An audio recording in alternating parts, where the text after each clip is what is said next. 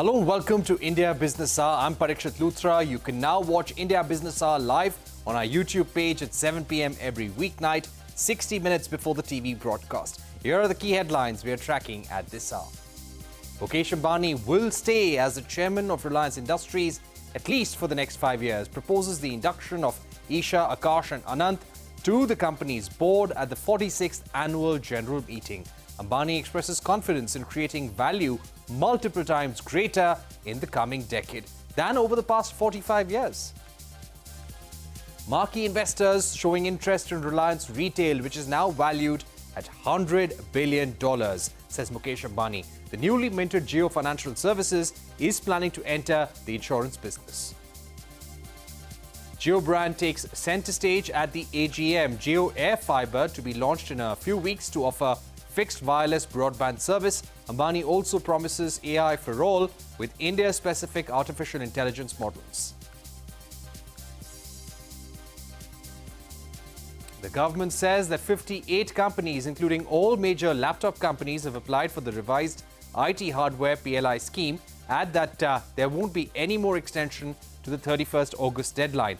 The deadline for the 17,000 crore financial incentive scheme was extended in July.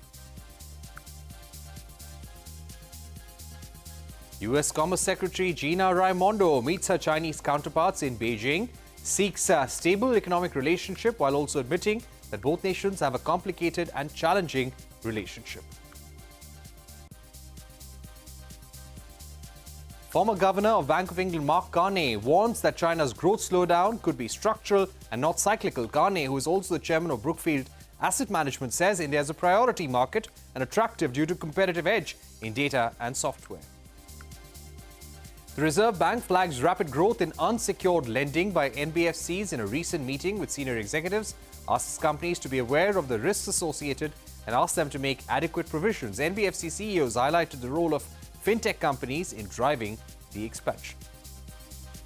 3.2 crore Zomato shares worth 288 crore rupees change hands on the bourses via multiple block deals. The lock-in period for investors post the Blinkit deal ended on the 26th of August. The transaction took place at 90 rupees per share. ISRO reroutes the Pragyan rover after it encounters a huge crater on the moon's surface. After the successful moon mission, ISRO is eyeing the sun. Will launch India's first space-based observatory to study the sun called Aditya L1 on the 2nd of September. Foxconn founder Terry Gou joins the Taiwan presidential race as an independent from January 2024 elections, promises to bring 50 years of peace to Taiwan Strait in 4 years. Also vows to not let Taiwan become the next Ukraine. Neeraj Chopra becomes the first Indian to win gold at the World Athletics Championships in Budapest, records a throw of 88.17 meters. Indian men's 400 meters relay team finishes 5th in the finals after setting a new Asian record in the semis.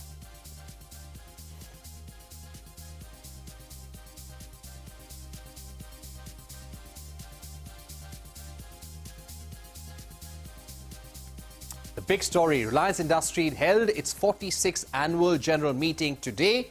The conglomerate chairman Mukesh Ambani announced the induction of Akash, Isha and Anant Ambani into the board of the company.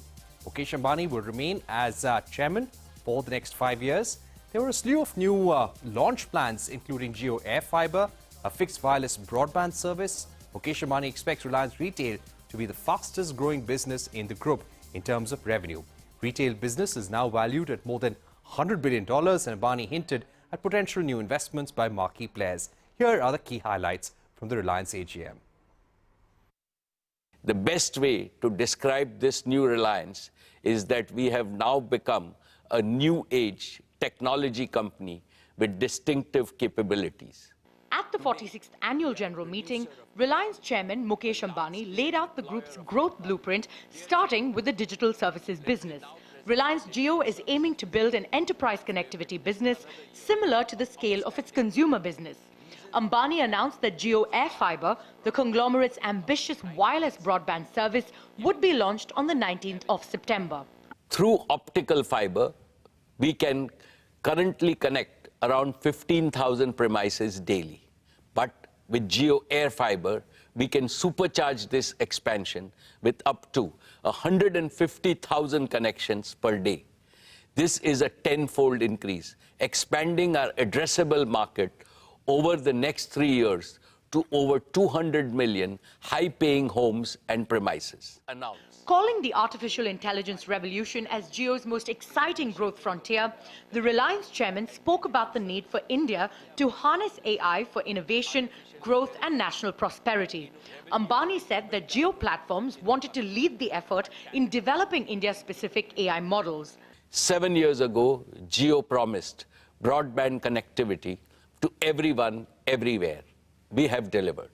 Today, Jio promises AI to everyone, everywhere, and we shall deliver. Ambani also highlighted that Reliance Retail was the only Indian retailer in the global top 100 list, with its valuation almost doubling from $50 billion to $100 billion in 3 years, thanks to new billion-dollar investment from Qatar's sovereign wealth fund. Mukesh Ambani said more investments into retail could follow suit. Several marquee global strategic and financial investors have shown strong interest in Reliance Retail. I will update you about our progress with them in due course. Reliance has big plans for the new minted Jio Financial Services. JFS has announced a joint venture with BlackRock to set up an asset management business, and BlackRock's Larry Fink was upbeat about its prospects. Together, we will aim to transform the asset management industry through a digital-first offering and democratization of access to affordable, innovative investment solutions for millions of investors throughout India. Reliance is also ramping up its new energy business. The company will set up a new gigafactory by 2026. It is targeting 100 gigawatts of renewable energy capacity by 2030 and remains confident of achieving the net zero target by 2035. This will be driven by Mukesh Ambani, who will remain chairman for the next 5 years. But the next generation will also play a role. With a heart overflowing with happiness, I welcome Isha, Akash and Anant to the Reliance board. And I call upon all of you, my dear shareholders, to extend your blessings and best wishes to Isha, Akash and Anant. So the succession plan at Reliance, on which announcements came last year, have been firmed up further. The Reliance board has recommended the appointment of Isha Ambani, Akash Ambani and Anant Ambani to the board of directors. Neeta Ambani will step down from the board but will remain a permanent invitee to the board and will continue as the chairperson of Reliance Foundation. Reliance Foundation. The Reliance Foundation announced a partnership with the Bill and Melinda Gates Foundation to empower 1 million women entrepreneurs across India over the next 3 years. This initiative will support and engage women in farm and non-farm income generating activities, helping them achieve an annual income of at least ₹1 lakh. Neeta has spoken about our partnership on women's economic empowerment. Together, over the next 3 years, we'll support 1 million women to fulfill their potential through self-help groups. Wrapping up his speech, Reliance chairman expressed confidence in creating value multiple times greater in the coming decade than over the past 45 years. I am supremely confident that the value that your company will create for all its stakeholders over the next decade will be multiple times greater than what it has generated over the past 45 years. Joyfully welcomes. Bureau Report, CNBC TV18. And you can catch all the highlights of Reliance's annual general meeting at 9:30 p.m. right here on CNBC TV18. On to the day's market action now. Dalal Street ended the day with minor gains. Yes, getting you now all the market action. Dalal Street ending the day with minor gains. Nifty and Sensex gaining 0.25% each. The broader markets outperformed the blue chips. Bank stocks led the Nifty higher with the index gaining over 0.5%. Mid-cap index also saw healthy gains of 0.5%. 3.2 crore Zomato shares surged worth 288 crore rupees. Yes, this changed hands as part of multiple block deals. The stock rallied 5% in trade. The lock-in period for private equity investors post the Blinkit deal ended on the 25th of August. Sources have also added that investment banks are building a book to capture the demand for Zomato shares. Shares of Manappuram Finance rose in trade, snapping a 6-day losing streak. This after the Kerala High Court quashed the money laundering case against Managing Director VP Nandkumar. Remember, the Enforcement Directorate froze Nandkumar's assets worth 143 crore rupees after it conducted raids as part of an investigation in a money laundering case. Shares of Vodafone Idea rose in trade after the company and the American Tower Corporation agreed to extend the redemption period of 8,000 optionally convertible debentures from 6 months to 18 months. Earlier, the OCD redemption period was 6 months from the date of allotment of the first tranche, which was due today. Brightcom fell over 5% after the firm announced a major change in its leadership. Chairman and MD Suresh Reddy and CFO Narayan Raju have resigned from their posts. The decision came after market regulator SEBI found lapses in the company's preferential issue of shares. In fact, it also barred both the chairman and the CFO from continuing their position until further notice. Brightcom has approved the commencement of a search for a new CEO and the CFO.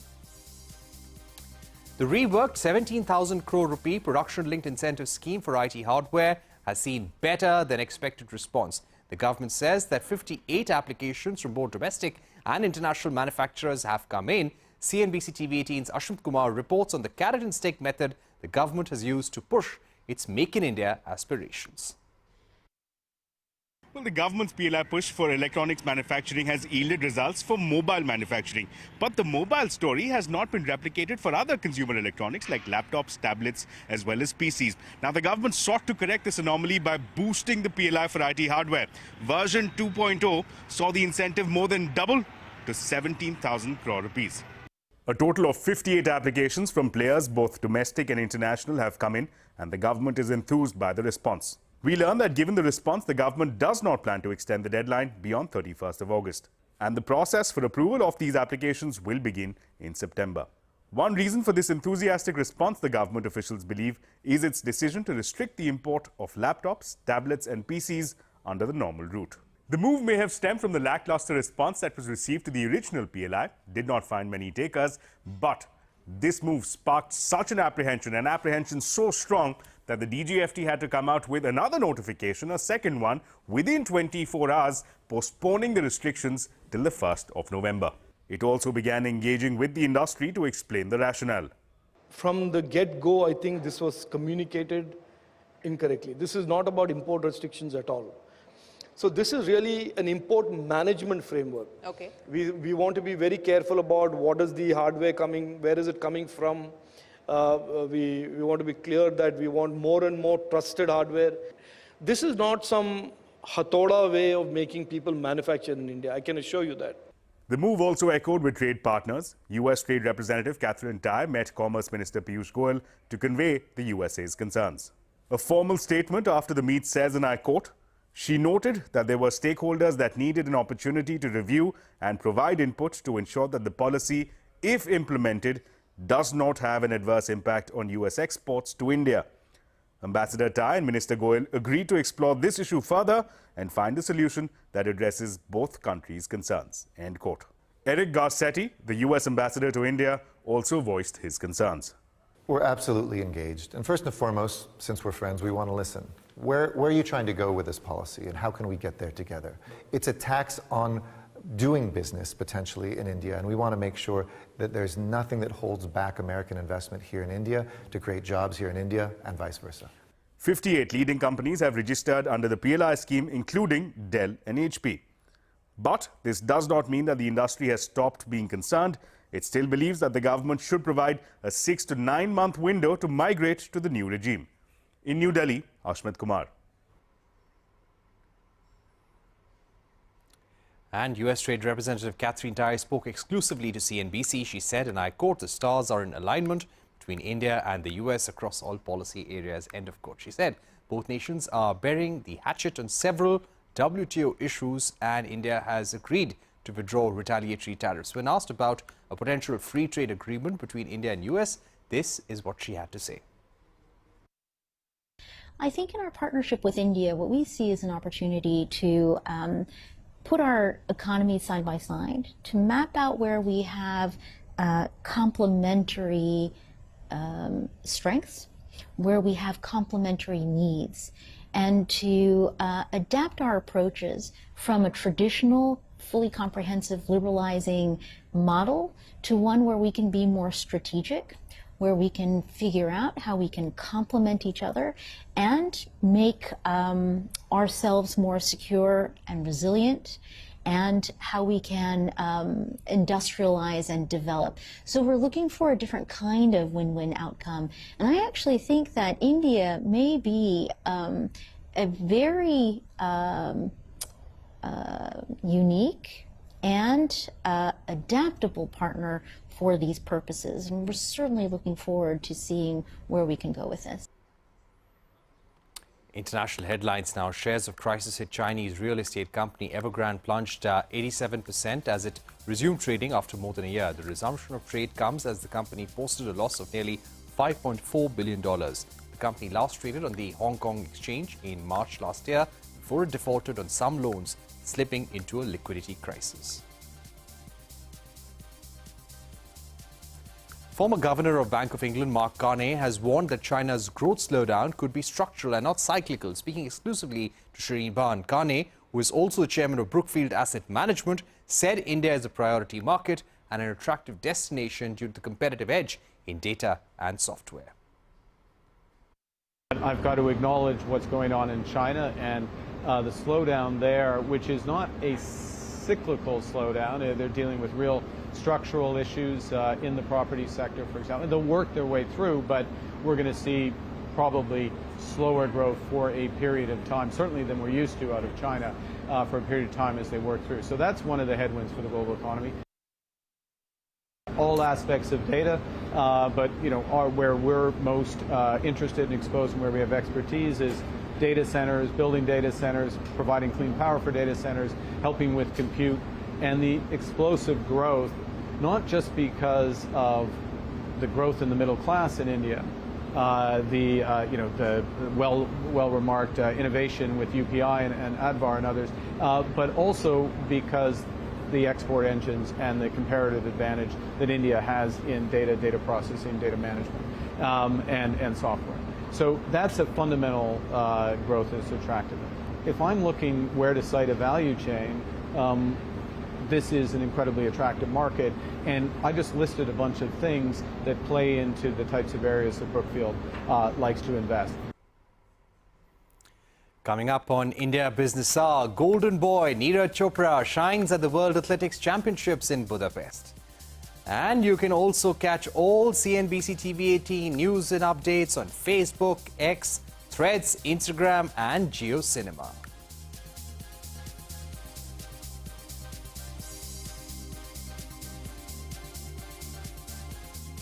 Welcome back to India Business Hour. The Reserve Bank has asked non-banking financial companies to remain vigilant about the high growth in unsecured lending. Sources say that the central bank has sought to know from NBFCs where the demand for unsecured loans was actually emanating from.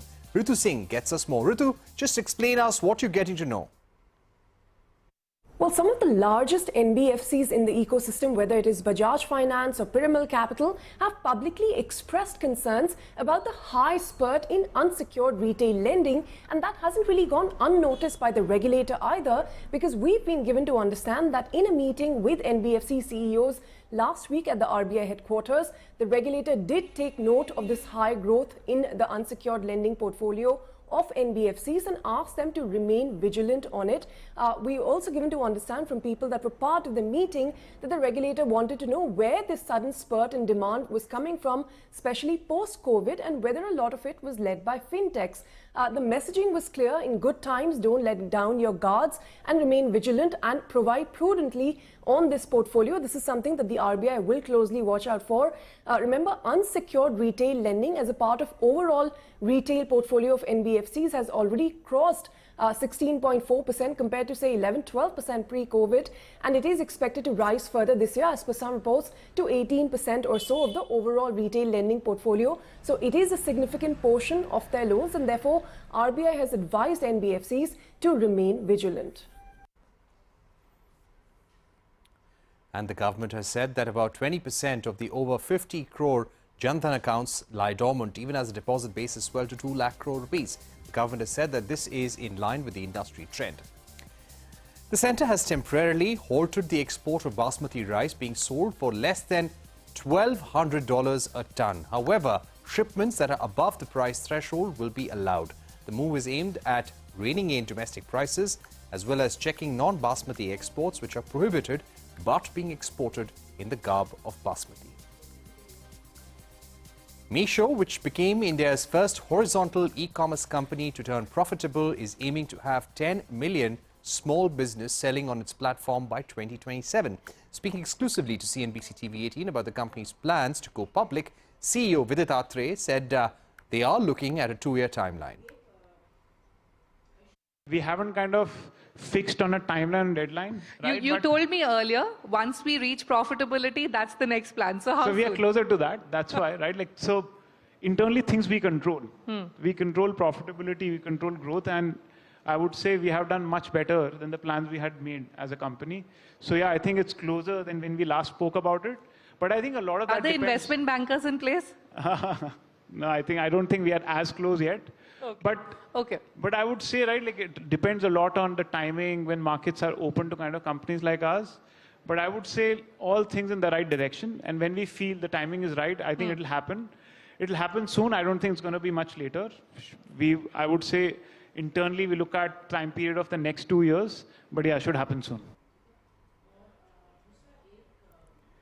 4B Network's Rahul Yadav and Sanjay Saini have filed for an anticipatory bail application in the case alleging that Jio had cheated an advertising firm for over 10 crore rupees. The Mumbai police has told CNBC TV18 that the accused have promised to pay the complainant but haven't given any reason for defaulting. Mumbai police will oppose the anticipatory bail application. In the aviation space, there's some breather for Go First employees ahead of Ganesh Chaturthi and Raksha Bandhan. The airline has credited full salary to employees for the month of June. Sources say the salary payment is likely to have come by way of urgent cash infusion of 100 crores from lenders. Go First had secured urgent funding of 100 crores from lenders to take care of immediate expenses. Go First will use this money to pay parking and airport costs, employee salaries, insurance premiums, aircraft maintenance and repair, statutory dues among other expenses. India is the most opportunity-rich growth market for IKEA, says India's CEO Susanne Palvera, as the Swedish home furnishing major completes 5 years in the country this year. In an exclusive interview with Shilpa Ranipeta, Palvera said that Delhi is the next big expansion market for IKEA, further adding that it wants to up local sourcing to 50% in the years to come. The next big expansion is Delhi market, where we are planning to open in an omni-channel way in end of 24, so it's not so far away. Right. Can you give me a sense currently as things stand, how much has the local sourcing from within India, from artisans, etc. grown? And I think the latest segment that you're focusing is on the wood part of it. If you can run me through that. Yeah, it's around 30%. Okay. So the big jump will be when we get into the wood category. But I think we can grow more in other categories like sofas, and we are taking more models into production into India, for example. Mattress is almost all produced in India for the Indian market. Right. So, I mean, with the wood factor also coming in, how much do you see that increasing? I mean, ambition is absolutely 50. So for IKEA, Delhi could be the next big market in the country. Moving on, the Indian Space Research Organization rerouted Chandrayaan-3's Pragyan rover after it encountered a huge crater on the moon's surface. ISRO released images of the crater that had a diameter of around 4 meters. Meanwhile, the mission also found that lunar surface's temperature drops rapidly with depth at least near the South Pole. Now, after a successful landing on the moon, ISRO now has its eyes set on the sun. The Aditya L1, India's first ever dedicated space mission for solar observation, will be launched on the 2nd of September from Sriharikota in Andhra Pradesh. The spacecraft will be placed in a halo orbit around 1.5 million kilometers away from Earth. With that, it's a wrap on this edition of India Business Hour. But before we go, India's golden boy, Neeraj Chopra, has become the first Indian to win gold at the World Athletics Championships in Budapest. Pakistan's Arshad Nadeem bagged the silver. Two other Indians, Kishore Jena and DP Manu, finished in the top 8. We leave you with these pictures.